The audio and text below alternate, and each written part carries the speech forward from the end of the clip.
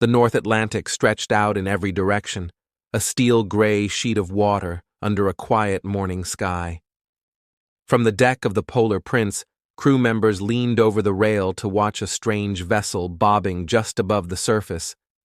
It was not a submarine in the traditional sense, not a hardened naval craft or a government-tested research sub. It was Titan, a 22-foot carbon fiber cylinder capped with titanium, barely large enough for 5 adults to sit inside shoulder to shoulder. There was no escape hatch they could open themselves. Once the door was sealed with bolts from the outside, the men within were committed to the deep. At 8 a.m. on June 18, 2023, Titan slipped beneath the waves, beginning what was meant to be a 2-hour descent to the wreck of the Titanic.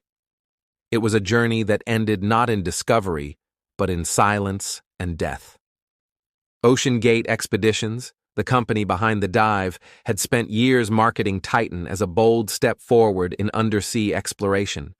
Its founder, Stockton Rush, believed regulations stifled progress and that the private sector could bring the wonders of the deep to paying clients. He dismissed critics who questioned the use of carbon fiber, a material never before trusted at such depths. He said Titanic tourism should not be limited to elite scientists or militaries. For $250,000 a ticket, he promised ordinary adventurers a chance to sit before the Titanic's decaying bow, a front-row seat to history. That morning, Rush piloted the craft himself. With him were 4 passengers. Hamish Harding, a British billionaire who had built his life around extreme adventures, from polar expeditions to space flights.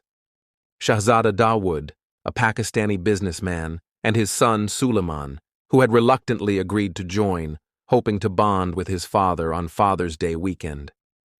And Paul-Henri Narjolet, a French maritime expert who had devoted decades to studying the Titanic, a man so closely tied to the wreck that colleagues called him Mr. Titanic. They carried with them cameras, anticipation, and the kind of nervous energy that always comes before a plunge into the unknown. For nearly 2 hours, the descent went as planned. From the surface ship, crew members monitored acoustic pings and text updates. Titan dropped deeper through the layers of cold Atlantic water, descending into total blackness. Then, just 1 hour and 45 minutes into the journey, the signals stopped. No more pings, no more updates. Titan had gone silent. At first, the crew reassured themselves it was only a temporary glitch, the kind of dropout that sometimes occurred at extreme depths. But as minutes stretched into an hour and then into 2, worry hardened into dread. Titan was gone. The news traveled fast. Within hours, the world's attention locked onto the unfolding story. Every detail made it more dramatic. The passengers were sealed in a chamber with only 96 hours of oxygen. The wreck lay 12,500 feet down, far beyond the reach of divers. Rescue required remotely operated vehicles and specialized ships that would take days to arrive. Families gathered in shock, imagining their loved ones alive but trapped, suffocating in a capsule at the bottom of the ocean. The world watched as ships and planes rushed to the site, as the U.S. Coast Guard issued updates, as experts explained the crushing pressure that awaited any vessel at such depths. For 4 days, hope rose and fell with every new development. Reports of strange, banging sounds detected underwater gave a brief surge of optimism, as if the crew might be alive, hammering desperately against the hull. Analysts debated the meaning. Could it be men trapped below, sending signals, or was it simply noise in the vastness of the ocean? Meanwhile, rescue vessels arrived, lowering sonar equipment and scanning the deep with robotic eyes. Every hour that passed meant less oxygen. By the final day, calculations suggested only a handful of hours remained.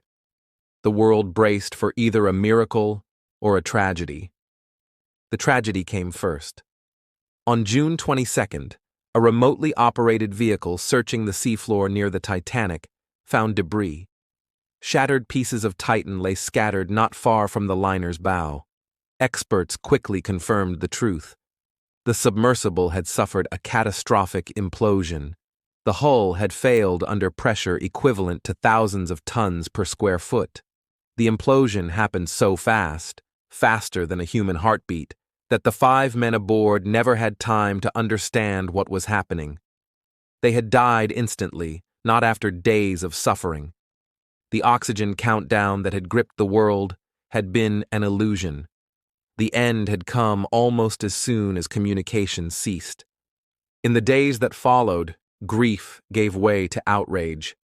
Engineers and whistleblowers revealed that warnings had been raised years earlier. Some had questioned the use of carbon fiber, noting that it weakened over repeated stress cycles. Others had urged OceanGate to submit Titan to rigorous certification, only to be ignored. Stockton Rush had insisted regulations slowed innovation, once saying, "At some point, safety is pure waste. If you want to be safe, don't get out of bed." To critics, those words sounded less like vision and more like arrogance. To the families of the dead, they were unbearable. For Suleiman's relatives, the loss was particularly cruel. They revealed that the teenager had confessed fear before the dive, saying he felt too young and unprepared, but agreed in order to share the experience with his father.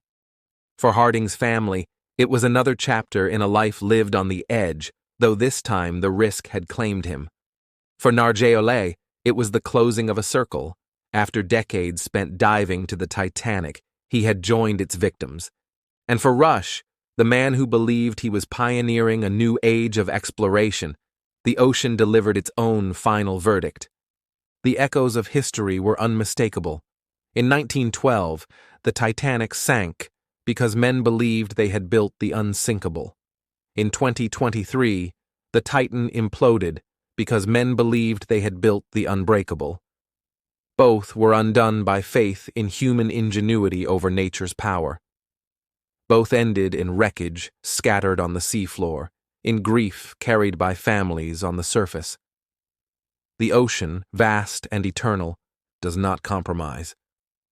For a century, the Titanic had been a symbol of hubris. Now, Titan joined it in that role. Together, their stories warn of what happens when ambition collides with reality in the most unforgiving environment on Earth.